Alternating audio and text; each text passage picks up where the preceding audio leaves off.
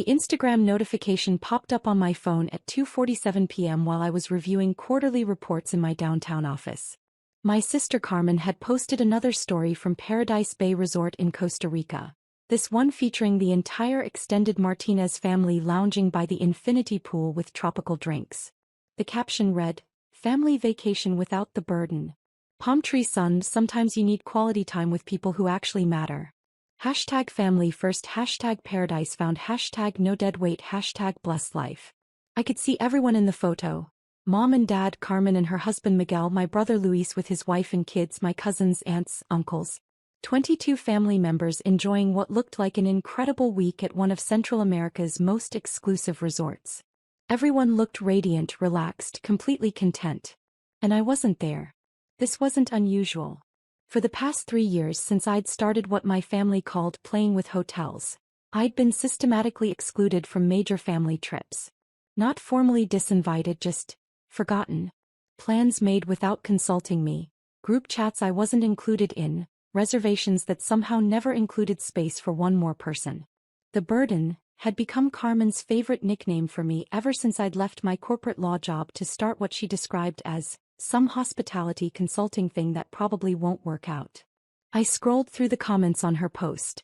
Hundreds of hearts, fire emojis, and congratulations from friends and extended family. People praising the beautiful location, asking about the resort, commenting on how happy everyone looked. I typed a simple comment. "Looks amazing. Hope you're all having a wonderful time. Palm tree." 3 minutes later, Carmen had liked my comment.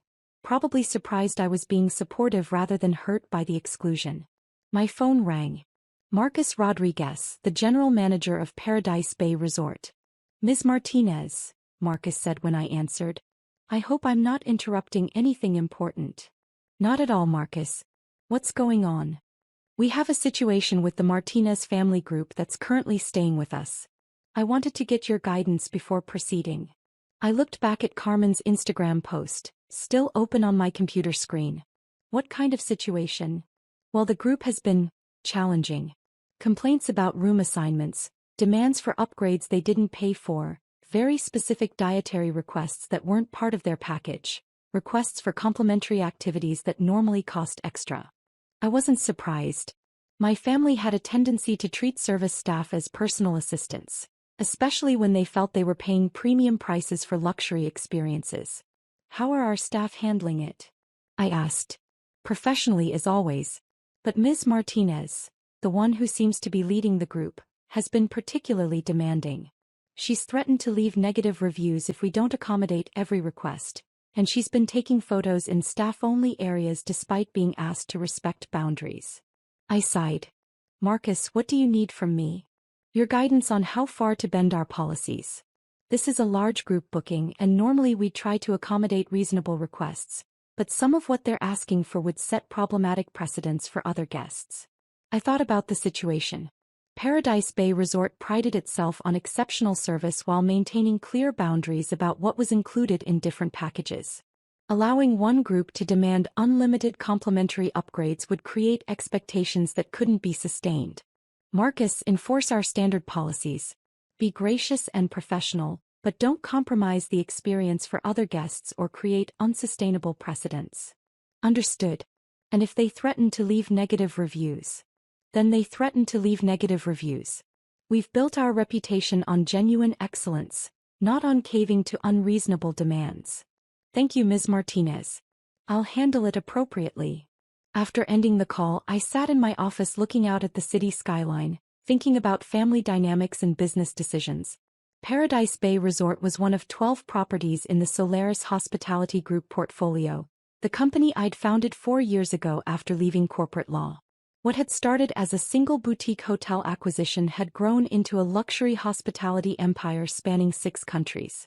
My family assumed I was struggling with some small-scale consulting business. They had no idea that Solaris Hospitality Group generated over $340 million in annual revenue and that I personally owned 73% of a company valued at over $800 million. They also had no idea that Paradise Bay Resort, where they were currently enjoying their burden-free family vacation, was one of my properties. At 4:15 p.m., my phone buzzed with another notification. Carmen had posted an Instagram story from the resort spa, complaining about having to pay extra for premium treatments that should obviously be included in their package. At 4:23 p.m., another story from the resort restaurant, with Carmen expressing frustration that they couldn't get a table at the chef's table without advance reservations. At 4:31 p.m., a story featuring Miguel arguing with resort staff about accessing the private beach area that was reserved for presidential suite guests. I called Marcus back. "Ms. Martinez," he answered immediately. "I was just about to call you. Let me guess. More complaints. The situation has escalated. Ms. Martinez, your sister, is now demanding to speak with the owner of the resort. She says the service is unacceptable and she wants to complain directly to whoever is in charge." I was quiet for a moment. What exactly did she say? She said, and I'm quoting directly, "I want to speak to the owner of this place because clearly the staff doesn't understand how to treat important guests who are bringing significant business to this resort." "And what did you tell her?" "I told her I would pass along her request and that someone from ownership would be in touch." I looked at Carmen's latest Instagram story, posted just minutes ago. "When you're paying premium prices but getting budget service, face with rolling eyes, time to speak with management. #customer service fail, #expecting better." "Marcus," I said slowly, "please inform the Martinez family that their stay at Paradise Bay Resort has been cancelled, effective immediately." There was a pause. "Ms. Martinez, are you certain? This is a significant booking and we're in peak season." "I'm certain. Please handle it professionally. Arrange transportation back to San Jose, ensure they have confirmed flights home, and provide a full refund of their remaining stay." "May I ask the reason for the cancellation?" I thought about how to explain that I was canceling my own family's resort stay because their behavior was disrespectful to my staff and damaging to my business reputation. "Irreconcilable differences regarding service expectations and resort policies," I said finally. "Understood. How should I handle questions about why the cancellation occurred?" "Tell them the ownership reviewed their stay and determined that Paradise Bay Resort isn't the right fit for their vacation needs." "And if they ask to speak with the owner directly?" I smiled, though Marcus couldn't see it through the phone. "Tell them the owner will be in touch personally." "Very good, Ms. Martinez. I'll handle this immediately." At 5:47 p.m. I was still in my office when my phone started ringing incessantly. Carmen calling, then Miguel, then Mom, then Luis. Text messages flooding in from various family members, all expressing shock and outrage about being asked to leave the resort. I let them ring. At 6:23 p.m., Carmen posted an Instagram story that was pure fury. "Unbelievable. Resort management cancelled our stay with no explanation. After we've been nothing but polite guests. This is discrimination and we're considering legal action. #customer service hell, #never again, #resort scam." The comments started immediately. Friends expressing sympathy, family members posting angry emojis, people asking what resort to avoid. Within 30 minutes, the story had been viewed over 1,200 times. At 6:45 p.m. my personal phone, not my business line, started ringing. "Isabella," she said when I answered, "did you see what happened to Carmen's vacation?" "I saw her Instagram stories. It sounds like there was some kind of issue with the resort. They kicked the entire family out. 22 people, Isabella. They canceled everyone's stay and made them leave immediately." "That's terrible, Mom. What happened?" "No one knows. Carmen says they were being perfectly reasonable guests, and suddenly the management said they had to leave. She's devastated. This was supposed to be her dream vacation." I was quiet, letting Mom continue. "The whole family is upset. Carmen used her savings to book this trip for everyone, and now they're flying home 3 days early with no explanation." "I'm sorry to hear that, Mom. Isabella, you work in hospitality consulting, right? Is this normal? Can resorts just cancel someone's stay for no reason?" "Usually there's a reason," I said carefully.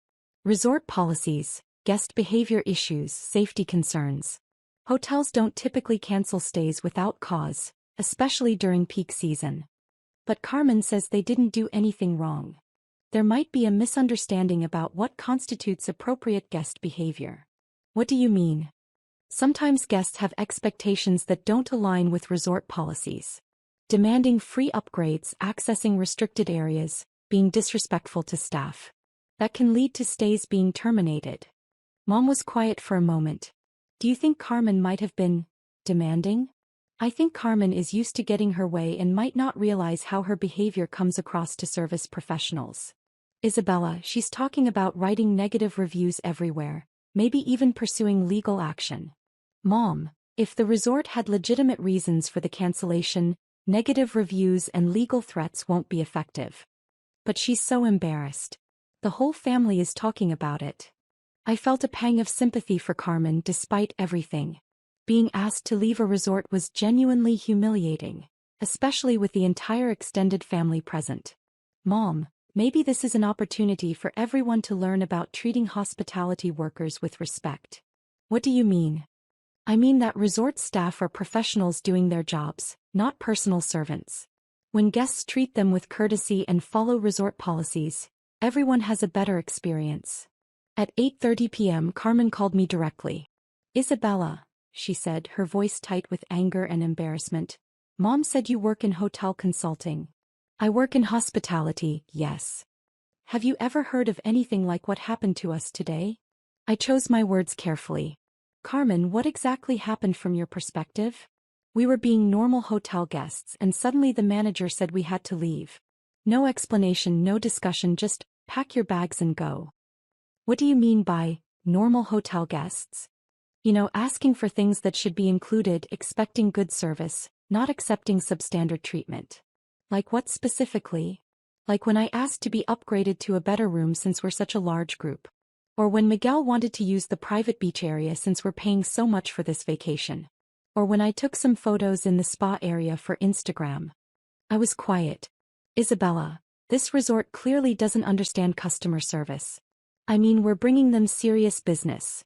22 people for a week at their peak season rates. Carmen, did the staff explain their policies about upgrades and restricted areas?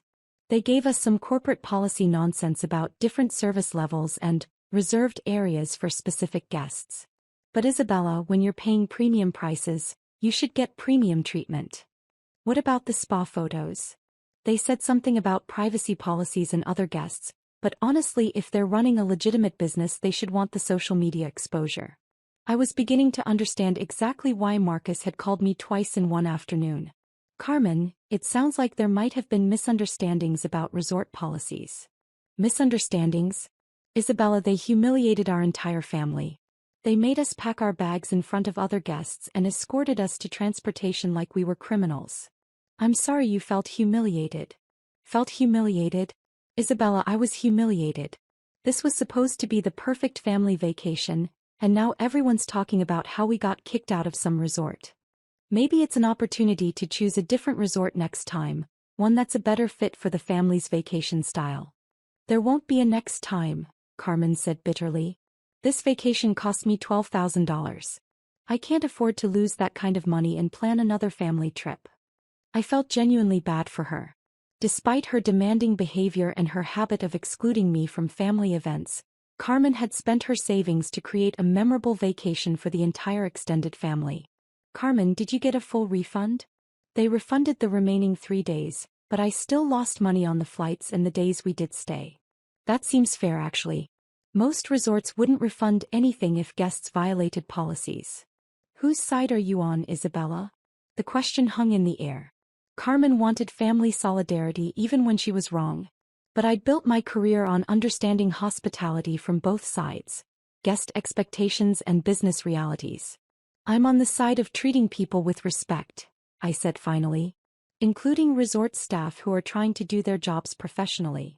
Fine, Carmen said coldly. I should have known you wouldn't understand. You've never experienced the kind of luxury service we were expecting. After she hung up, I sat in my office for another hour thinking about family loyalty versus professional ethics.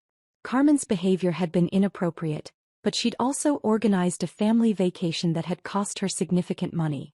The situation was more complex than simple right and wrong. At 10:15 p.m. I made a decision. I called Marcus at Paradise Bay Resort. Ms. Martinez, he answered. I hope the Martinez family situation has been resolved to your satisfaction. Marcus, I want to do something. The family is back in San Jose tonight, right? Yes, they're at the airport hotel before their morning flights. I want you to book them 2 nights at Hotel Presidente in San Jose, with dinner at our partner restaurant and transportation for any sightseeing they want to do. My treat. Ms. Martinez, are you certain? After the difficulties we experienced. I'm certain.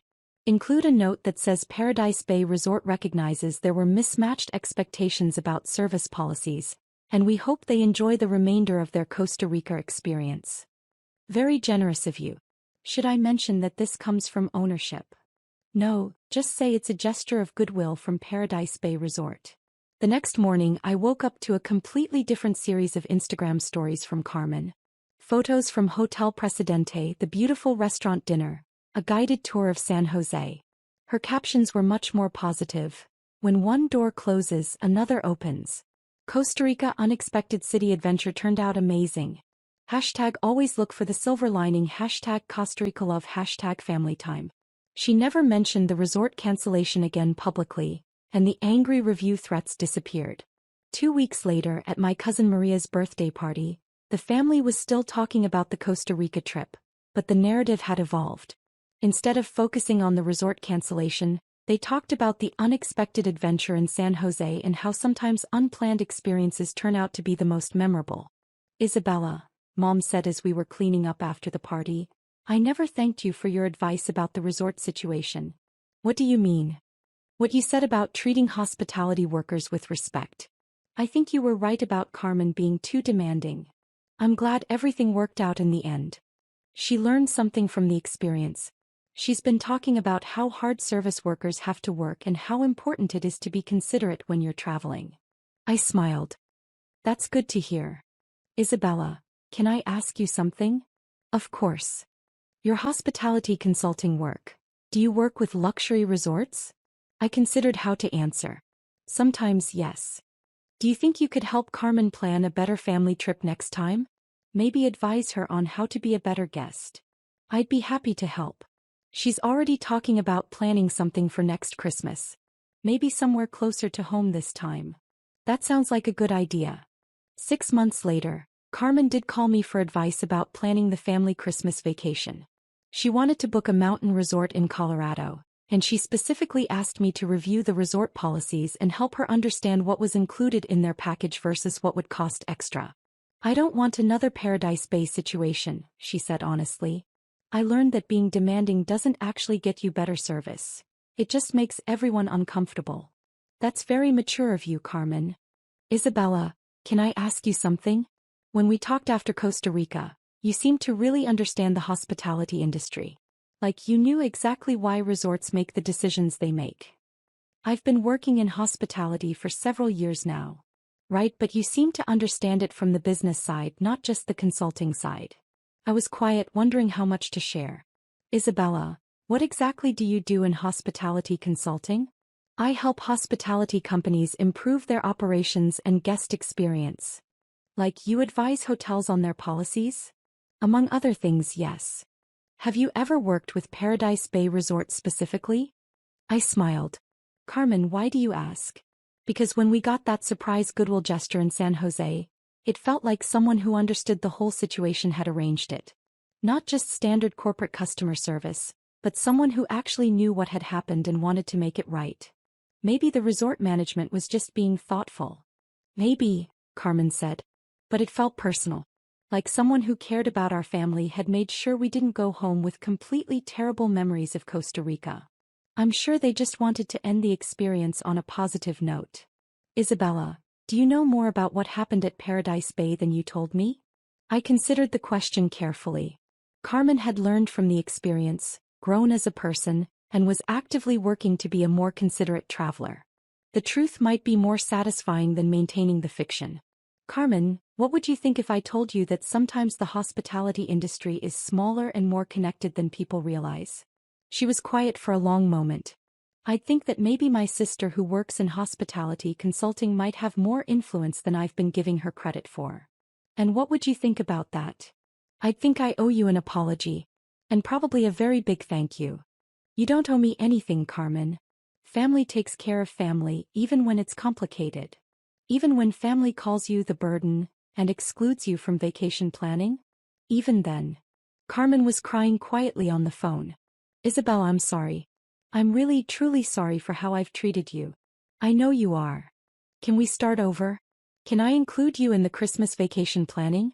Not as a consultant, but as my sister who I want to spend the holidays with.